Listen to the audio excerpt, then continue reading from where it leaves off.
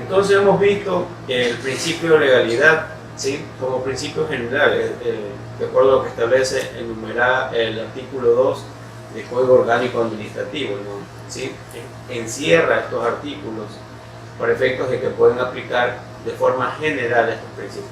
Ahora bien, otro de los principios también que los podemos considerar de forma general, el principio de verdad procesal. ¿Por qué el principio de verdad procesal? Porque el principio de verdad procesal, ¿sí?, le permiten al funcionario público tener el justificativo para efectos de tomar una decisión, ¿sí? No basta de que la administración pública tenga simple y llanamente una potestad de decisión. Esa potestad de decisión tiene que justificarse, tiene que realizarse de acuerdo a los hechos verdaderos, comprobables, justificables de cada acto administrativo que tenga efectos obviamente hacia los individuales, hacia los administrados, hacia las personas, ¿no? En ese sentido vemos que el principio de verdad procesal también se puede considerar como un principio general para efectos de aplicación del artículo 2 del Código Orgánico Administrativo. Ahora bien, el principio de congruencia podemos considerarlo también un principio general para efectos de que pueda aplicar, ¿no? Porque cada uno de los principios y cada una de las actuaciones que realiza un funcionario público como tal tiene que ser coherente, tiene que ser pertinente, tiene que ser conducente, tiene que ser coherente de acuerdo al trámite propio de cada procedimiento y de acuerdo a la decisión que se tome como tal. No puede el administrador público crearse un procedimiento, ¿sí?, o sancionar o denegar un derecho de un particular, de un administrado, por el simple y sencilla razón de que tenga una facultad sancionadora. Cada una de las actuaciones que realice un funcionario público tiene que estar debidamente sujetado y ser coherente de acuerdo a su aplicación. Ahora bien, muchos se preguntan, bueno, si existen principios generales de aplicación, ¿podemos aplicar el principio dispositivo? Esa es una buena pregunta, ¿no? El principio dispositivo en el ámbito administrativo se puede aplicarlo. Entonces, yo jurídicamente le digo que es inaplicable. ¿Por qué es inaplicable? Porque cuando hablamos del principio dispositivo, ¿sí?, si muy bien el principio dispositivo tiene que se rige por estímulo de una de las partes para efectos de hacer recurrir o solicitar el reconocimiento de un derecho, esto tiene que solicitarse o pedirse a una persona que sea, primero, que sea imparcial, ¿no? Ahora bien, ¿cómo le van a pedir a una misma entidad pública que sea imparcial por efectos de que lo sancionen a esa entidad? Eso es algo incoherente y en ese sentido el principio dispositivo como tal no se puede aplicarlo en el ámbito administrativo. ¿Por qué? Porque no hay un ente que regule, no hay una persona que tome decisión en lo que realice una persona administrativa y lo que realice un particular, un administrado. En ese sentido yo considero que es inaplicable el principio dispositivo como norma general de aplicación. Considero que el principio dispositivo se aplica únicamente en la vía jurisdiccional, en la vía judicial. ¿Por qué? Porque el juez es el que toma las decisiones de acuerdo al estímulo de dos partes procesales y el juez es el que dirige, el que toma la iniciativa, la competencia para efectos de poder sancionar, poder aceptar una demanda o denegar un derecho. En ese sentido vemos que el principio dispositivo en el ámbito administrativo como tal es inaplicable y no podemos andar a hablar al respecto porque no perderíamos el tiempo en ese sentido, ¿no? Ahora bien, cuando ya hemos visto básicamente los principios generales del derecho, cuando ya hemos visto lo que se debe de aplicar, los principios que la entidad debe de tener como referencia al momento de actuar, ¿sí?, existen también principios especiales, ¿sí?, principios pertinentes que se han incorporado en el Código Orgánico Administrativo para darle un sentido en sí a las regulaciones, a los procedimientos administrativos como tal. Entonces, ¿por qué nace y por qué se regula lo administrativo como tal? Se regula lo administrativo exclusivamente por las arbitrariedades, por los abusos, ¿sí?, de la administración pública, ¿sí?, porque obviamente pues, la administración pública como tal las últimas, prácticamente se ha mal acostumbrado a determinar que el Estado es el que tiene derecho y los ciudadanos no, porque el Estado no puede perder un juicio, porque el Estado no le puede recurrir a un abandono de una instancia, al Estado no se le puede declarar malicioso y temerario en una denuncia. Entonces esas tendencias del derecho van cambiando, ¿no? Porque quien actúa no es el Estado, actúan personas, y como actúan personas como tal pueden cometer errores, pueden cometer arbitrariedades, pueden cometer abusos de poder en el ejercicio de sus facultades, que lo otorga pues de acuerdo a la Constitución y la ley cada uno de sus funciones, lo que realizan. Entonces vemos por ejemplo, ya como hemos visto los análisis de los principios generales que deben incorporar de acuerdo a la aplicación que establece el artículo 2 del Código Orgánico Administrativo, vamos ahora a analizar los principios especiales que determinan las siguientes normas, ¿no? Y va enumerando el Código Orgánico Administrativo, por eso es que vamos a ir estudiando este código y vamos a seguir hablando de este código porque trae nuevos conceptos de cómo debemos nosotros aplicarlos al momento de iniciar un trámite administrativo ante la administración pública y consecuentemente tener en cuenta qué derechos tenemos como ciudadanos, cómo debemos exigir, qué mecanismos podemos aplicar para exigir esos derechos, ¿sí? En ese sentido, pues vemos que el artículo 3 del Código Orgánico Administrativo establece de que un principio importante es el principio de la eficacia, ¿sí? Cuando hablamos del principio de la eficacia, ¿sí? Este artículo determina que las actuaciones administrativas se realizan en función del cumplimiento de los fines previstos en cada órgano o entidad pública. ¿Sí? En ese sentido, pues, cada entidad como tal, si vemos que existe el Estado como tal, existen los poderes del Estado, existen instituciones, ministerios, subsecretarías, cada quien tiene su función. El Ministerio de Obras Públicas, el sistema vial, tránsito, etc. Midubi, por ejemplo, tenemos vivienda, urbano, ¿sí? Entonces, cada uno de los órganos administrativos ejercen procedimientos propios, ejercen procedimientos reglamentarios, acuerdos ministeriales, etcétera, etcétera, etcétera.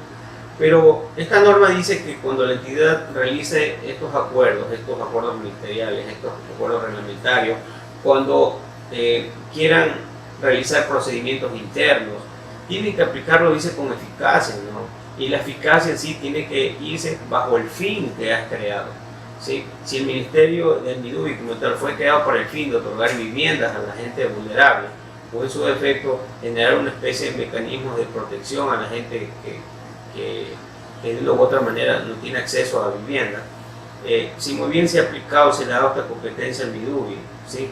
Para que ejerza estos actos, el Midubi tiene que ser pertinente al momento de determinar sus resoluciones, sus actos administrativos, etc. Pero no puede irse dentro de las facultades que le da la ley, ¿sí?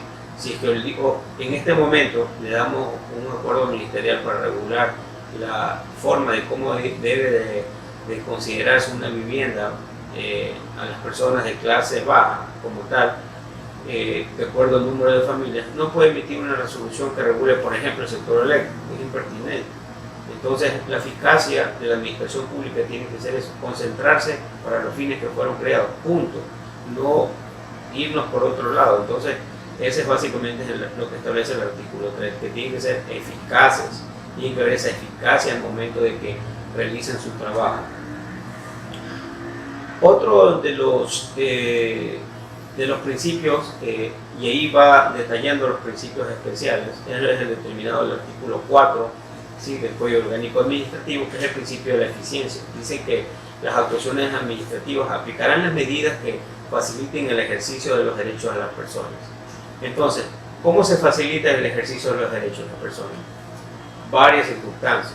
Una, por ejemplo, es el derecho de petición, ¿sí? De acuerdo al artículo 32 del Código Orgánico Administrativo, en concordancia con el artículo 66 de la Constitución, que establece que las personas de forma individual o colectiva pueden hacer reclamos, solicitudes y recibir resoluciones debidamente motivadas por la autoridad pública.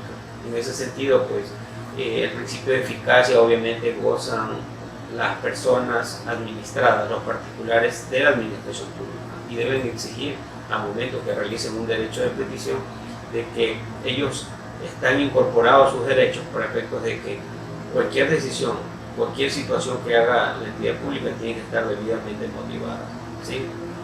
Y obviamente no se deben de determinar ningún tipo de dilaciones, retardos, pero ¿por qué? Y esto es algo muy importante que aclarar, ¿no? Este es el principio de eficacia y de eficiencia de la administración pública.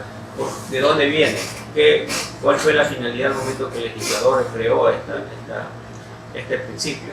Este principio como tal se creó por cuanto el legislador, ¿sí?, determinó de que en la administración pública existe mucha corrupción, trámites engorrosos, procedimientos engorrosos que dificultan el ejercicio de la administración pública. De ahí nacen las coimas, nacen el retardo, hacen que este proceso te lo estanco, y obviamente eso se da la facilidad para que el funcionario corrupto, ¿sí?, impida el ejercicio de los derechos de las personas y cambie de sentido la eficiencia de la administración pública. Por eso han incorporado este principio y dice que el principio tiene que ser rápido, tiene que ser conducente, ¿sí? El principio tiene que ser sin dilaciones, y de que un impedimento debe estar debidamente justificado, ¿sí? Entonces ese es básicamente este principio de eficiencia. Ahora bien, por ejemplo, en el principio de eficiencia, y vale aclarar aquí, vale mencionarlo, ¿no? Por ejemplo, el artículo 101 de la Ley Orgánica del Sistema Nacional de Contratación Pública determina que el funcionario público que retarde el pago, ¿sí?, ilegalmente de una planilla o factura de entidad pública será destituido, dice la norma. Dice será destituido, y para efectos del órgano regulador, el órgano denominador tendrá la facultad de separar a este funcionario público. ¿Por qué? Porque el funcionario público en la administración pública y en la contratación pública como tal que retiene pagos, más que todo financieros por lo general, y al momento que retienen los pagos sin justificación legal, ¿sí?, obviamente da lugar a que retengan los pagos y comenzar a solicitar coimas, comenzar a solicitar sobornos, etc. Por eso es que la administración pública ha establecido que esta eficiencia debe llegar más allá, de que no haber dilación. Por eso es que el artículo 101, y ustedes que en caso de que tengan algún conflicto con la entidad pública, que no les cancele alguna deuda que esté debidamente realizada, comprobada, registrada, pasado control previo, que esté debidamente contabilizada como tal, y no le pagan por la sencilla razón que no le da la gana al funcionario, al tesorero, al financiero, etc., él puede ser susceptible de destitución, como establece el artículo 101 de la Ley Orgánica del Sistema Nacional de Contratación Pública. Entonces, ese principio de eficiencia es muy importante al respecto, ¿no? Y trata de mejorar, trata de dar luces. El código da este principio para efectos de que la eficiencia sea algo primordial dentro de las acciones de los funcionarios públicos con los particulares.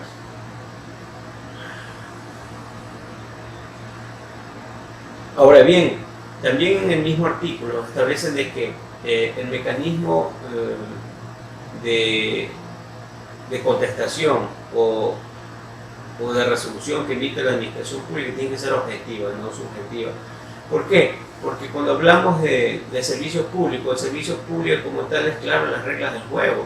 Las reglas del juego son requisitos, tú cumples o no cumples. Obviamente que cuando se genera una especie de algo facultativo genera la corrupción, ¿sí?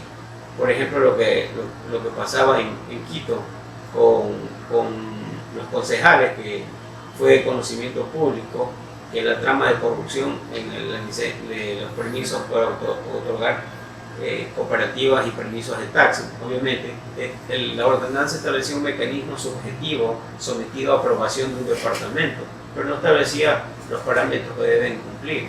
Y el momento de ver esa subjetividad como tal trae la corrupción, porque te van a aprobar a uno, van a denegar a otro, y se viola el principio de igualdad de la ley. No se establecen mecanismos claros y definitivos para poder determinar.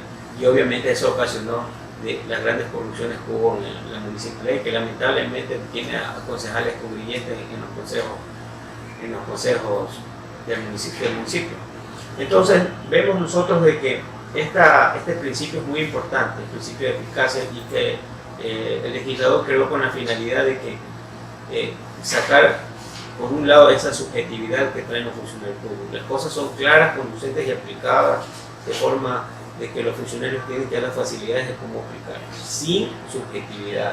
Hay que tratar y llevar el mensaje siempre de que las cosas sean claras, no subjetivas, porque dan a interpretar situaciones a favor o en contra, a corrupción o no. Porque incluso a veces no hay corrupción si no hay negligencia. A veces el funcionario público le teme una glosa y no te ayuda a hacer un trámite de procedimiento y te tiene guindado un trámite. Entonces ese es el procedimiento que nosotros tenemos que cambiar por efectos de que cada una de las actuaciones sean muy objetivas al momento de resolver, al momento de tener incluso políticas administrativas.